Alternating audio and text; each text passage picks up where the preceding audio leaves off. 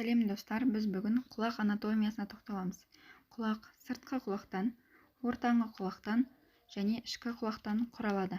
Сыртқы құлақ қалқаны, аурикуле және сыртқы есту жолы миатус акустикус экстернумнан тұрады. Сыртқы есту жолы арқылы біз дыбыстарды қабылдап, ол дабыл жарғағына мембрана тимпаниға келіп соғылады.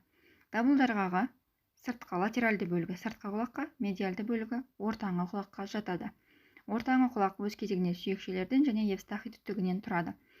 Дабыл жарғаға ортаңғы құлақтың балғашық, маллеус, төс, инкус және үзеңгі стапес сүйекшелері арқылы дыбыстарды ішкі құлаққа қарай өткізеді.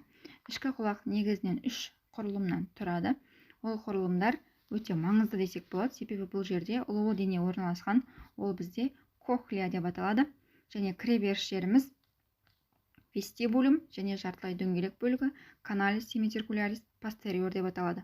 Ұлулы дененің ішінде эндолимфа және перилимфа сұйықтықтары қозғалып, негізгі және кіреберіс мембрананы қозғалтады. Ал мембранада есту түтікшелері мен корти мүшесі орналасқан, яғни олар электрлік потенциалды нервтік импульске айналдырып, есту жүйкесіне қарай береді.